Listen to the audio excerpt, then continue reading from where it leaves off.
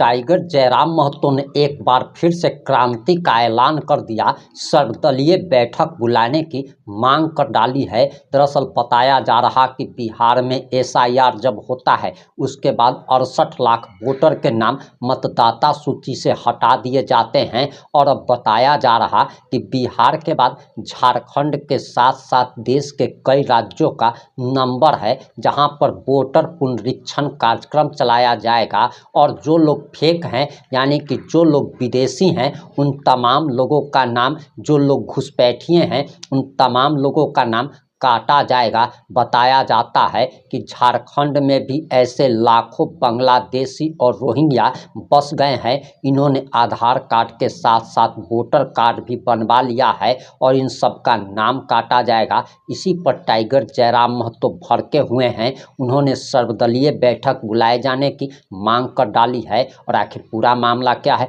पूरा मामला इस 3 से 5 मिनट की रिपोर्ट में हम आपको बताने जा रहे हैं। नमस्कार, मैं प्रिंस कुमार सिंह और आप देख रहे हैं पॉजिटिव टॉक्स। अगर अभी तक आपने चैनल को सब्सक्राइब नहीं किया है तो खबरों से अपडेट रहने के लिए कृपया चैनल को सब्सक्राइब कर लीजिए और जो लोग ऑलरेडी कर चुके हैं उन तमाम लोगों को सहृदय धन्यवाद। अब वापस आते हैं हम अपनी खबर पर और एसआईआर के मुद्दे पर, जहां पूरे बिहार में बवाल मचा हुआ है। अब झारखंड में भी बवाल की शुरुआत हो गई है और आखिर टाइगर ने क्या कहा है आप जरा ये प्यार सुनिए।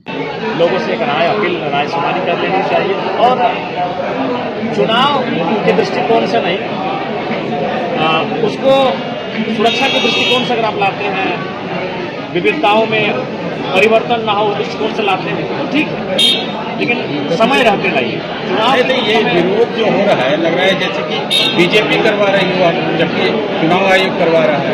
बात आपका कहना सही है कि चुनाव आयोग करवा रही है, लेकिन यह भी बात सत्य है कि विगत 1 दशक से जो भी ऑटोनोमस बॉडी है, चाहे वो चुनाव आयोग हो, सीबीआई हो, ईडी हो, ये कहीं ना कहीं बीजेपी के इशारे पे कार्य कर रही है। किसी से छुपा नहीं, ना आपसे ना हमसे, लेकिन चूंकि हम लोग कभी कभी मौन और गौन हो जाते हैं, ये सच्चाई है।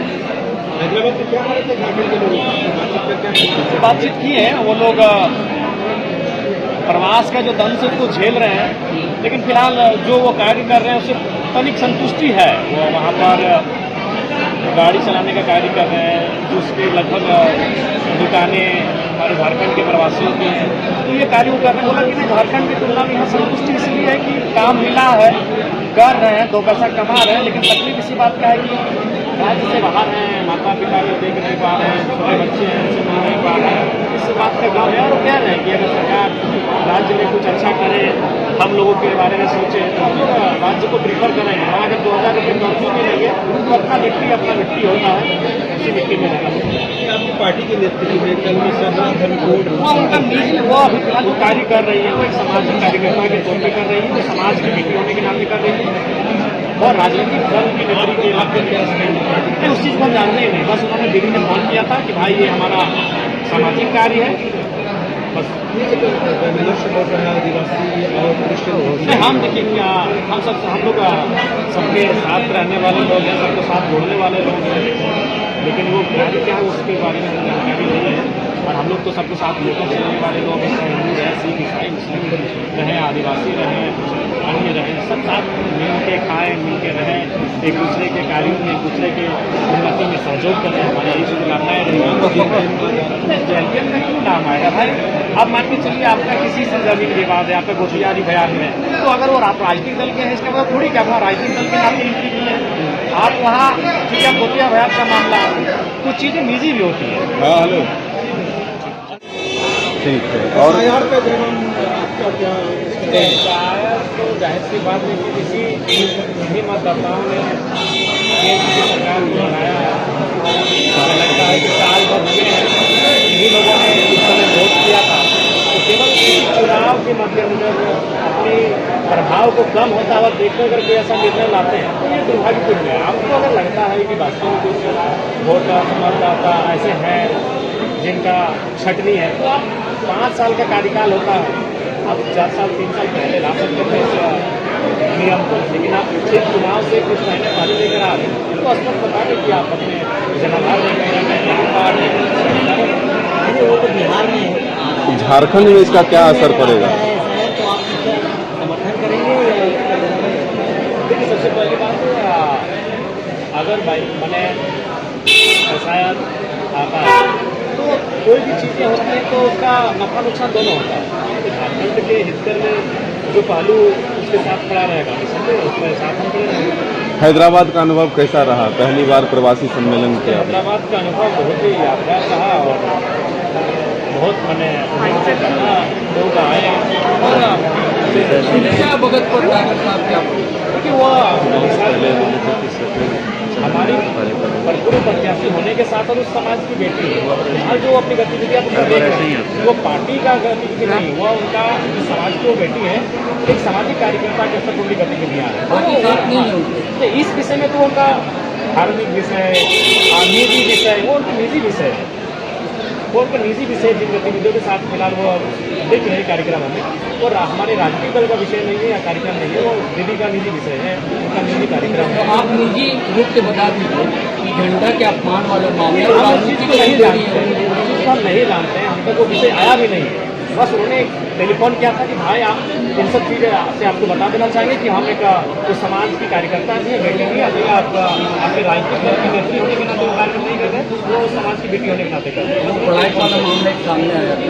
देखिए वो आते रहेंगे अभी चूँकि अब लोग देख रहे हैं कि इस प्रकार हम लोग आगे बढ़ रहे हैं तो बहुत सारी चीज़ें ऐसे आएंगी सामने जो जिनका कोई महत्व नहीं विषय आएंगे। राज्य में देखिए हर एक चीज़ का दो पहलू होता है, समय होना चाहिए चुनाव और किसी अपने चुनाव अपने लोकप्रियता के भय से या फिर कुछ चीज़ों के कारणों से ना हो, समय होना चाहिए और तरीके से होना चाहिए। विस्थापन पर भी थोड़ा डिटेल बताइए। आप बड़ा उठाते हैं मुद्दा काफी डाउन हो जा रहा मुद्दा जो लोग उठा नहीं पाते। विस्थापन अगर झारखंड राज्य की बात करें तो मेरे नज़र में विस्थापन नगरी का मामला, रिश्तों का मामला क्या हुआ है?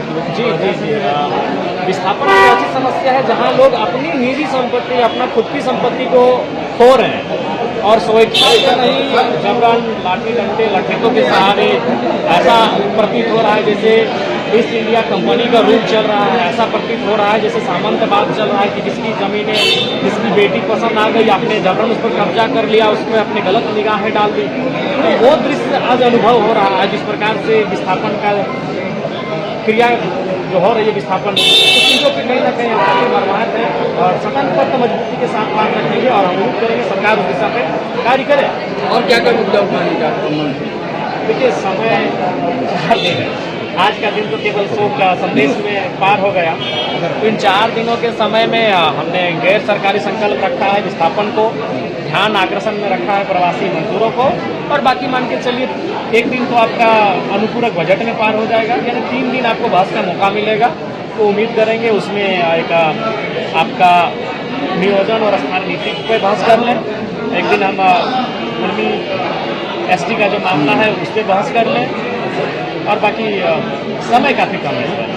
आपने बयान सुन लिया होगा। वहीं आपको बताते चले कि बिहार में अब तक 68 लाख वोटर के नाम काट दिए गए और कहा गया है कि इनमें से लाखों व्यक्ति की मृत्यु हो चुकी है और फॉल्स वोटिंग कराया जा रहा था। बहुत सारे रोहिंग्या बांग्लादेशी भी घुसपैठ करके आ चुके हैं। इन्होंने अपना आधार कार्ड के साथ साथ वोटर कार्ड भी बनवा लिया है और इसको लेकर ही बवाल मचा हुआ है। विपक्ष के नेता तेजस्वी यादव लगातार सवाल उठा रहे हैं। वहीं अब केंद्र सरकार वहां पर भी SIR कराने की सोच रही है और कहा जा रहा है कि इलेक्शन कमीशन केंद्र सरकार के हाथों की कठपुतली बन गई है। अब आपकी क्या प्रतिक्रिया है? अपनी प्रतिक्रिया जरूर दीजिएगा। जुड़े रहें हमारे साथ। जय हिंद, जय भारत।